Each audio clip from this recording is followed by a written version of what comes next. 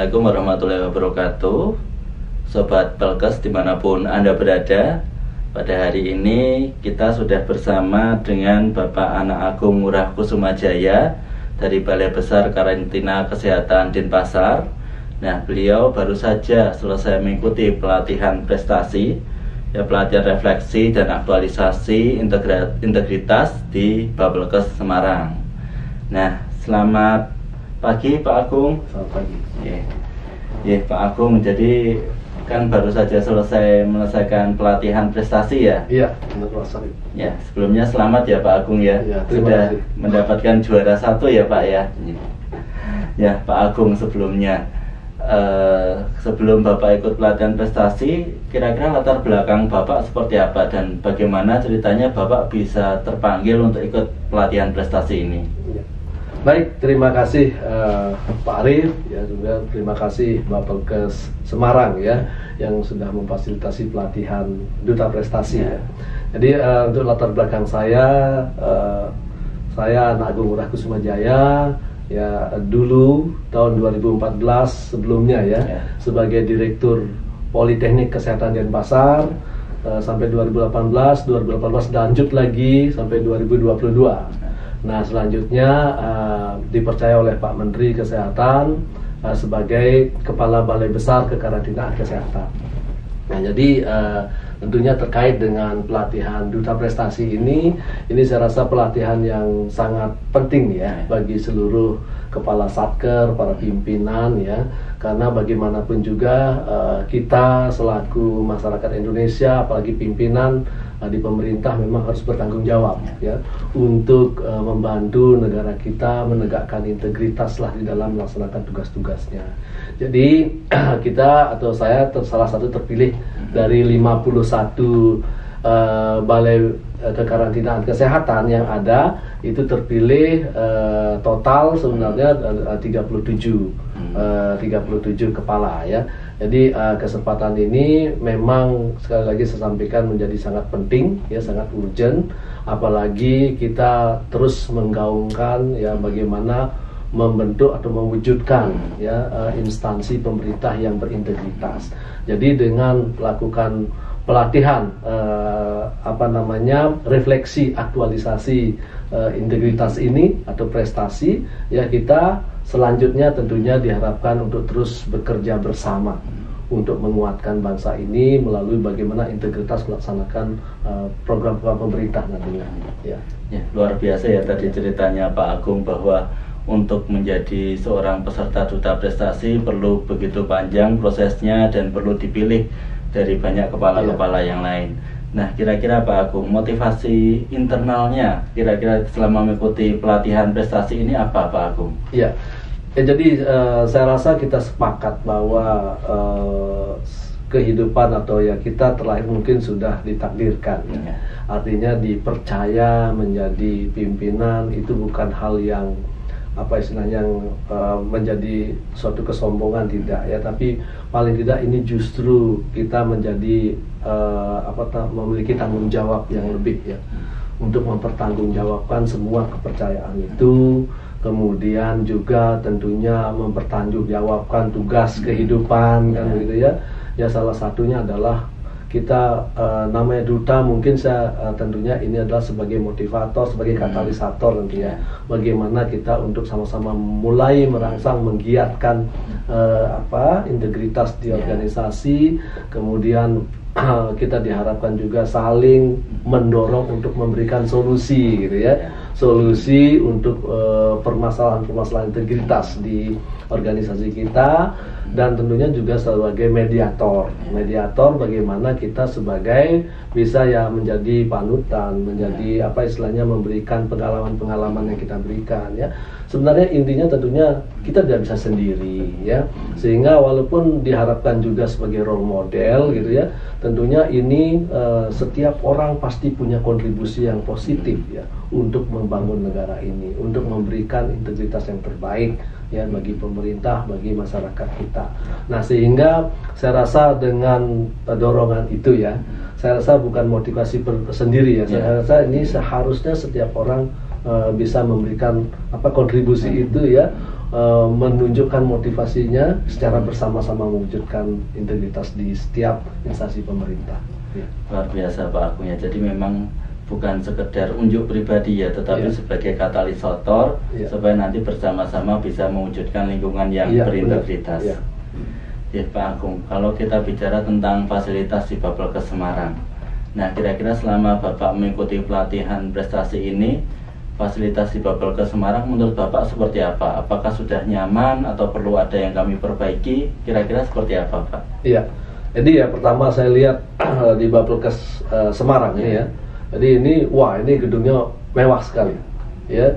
Kemudian juga tentunya begitu kita datang, semua staf yang ada ramah menyapa dan segala macam, ya. Senyum manis gitu ya.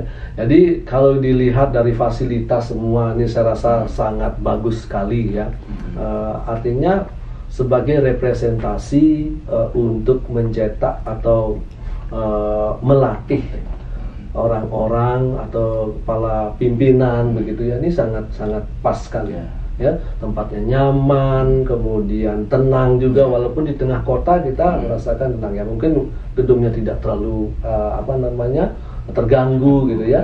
Nah ini fasilitas ruangan yang bersih, AC dan segala macam, saya rasa itu komplit. Suara, sound dan yang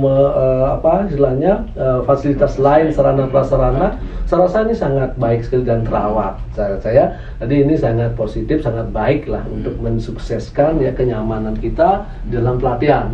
Ya, sehingga kita tidak terasa gitu ya untuk latihan itu tiba-tiba udah selesai nih gitu ya. Nah, jadi itu positif ya. Nah selain itu tentunya juga staf-staf ataupun fasilitator yang dari Bapelkes sendiri ini sangat mantap sekali sinerginya dengan KPK atau narasumber gitu ya untuk memotivasi peserta pelatihan ya, sehingga bisa tenggelam, bisa terjun, bisa menikmati ya bagaimana belajar ya dengan senang. Nah, saya rasa tempat Bapelkes Semarang ini bisa mewujudkan bagaimana peserta itu dibuat bisa belajar dengan senang juga, gitu ya. Nah, kalau dari fasilitas lain ya, misalnya tempat tinggalnya, gitu, menginap, saya rasa sudah asramanya ini sangat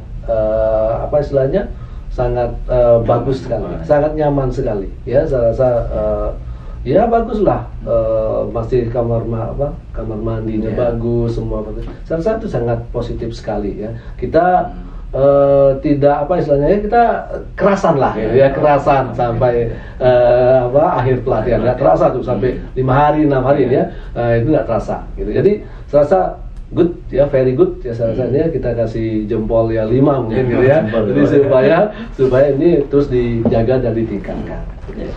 Baik, kalau tadi dari fasilitas, sekarang kalau dari personilnya Pak, nah menurut Bapak selama Bapak di sini terkait dengan pegawai-pegawainya, apakah berintegritas, apakah menolak gratifikasi atau seperti apa Pak terkait pegawai kami? Saya rasa seperti yang saya sampaikan bahwa dari kita baru datang, bagaimana di lobi disambut, bagaimana profesional saja profesional ya. Dan seharusnya memang pegawai Kemenkes seperti itu. Salah saya, kita bagaimana memberikan pelayanan prima, kemudian gesit cepat juga gitu ya. Kita sangat responsif sekali. Saya rasa ini positif sekali ya. Kalau dilihat dari IT-nya juga ya, saya lihat begitu ditampilkan video-videonya, wah ini semua terekam dalam waktu cepat gitu ya. Nah ini artinya gesit gitu kan. Jadi nggak pakai lelet rasanya, ini sudah pakai semua perjalanan daripada pelatihan itu bisa terekod dengan baik. Jadi itu artinya itu sangat profesional lah gitu ya. Saya rasa ini teruslah dijaga untuk.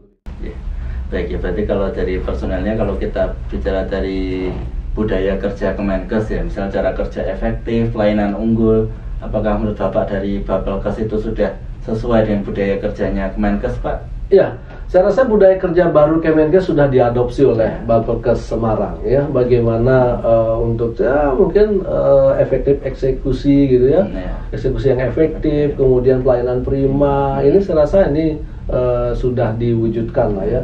Bagaimana berusaha lah untuk terus memperbaiki ya. Dari tampilan saya rasa itu sangat bagus sekali. Saya rasa ini harus terus dijaga. Itu karena saya rasa Bapelkes Semarang memang harus terus meningkatkan kualitas gitu ya. Dari sound system saya rasa nggak terlalu banyak apa istilahnya mengganggu ya. Ada mungkin ini nggak terlalu ini ya. Pada prinsipnya clear, suara jelas, kita bisa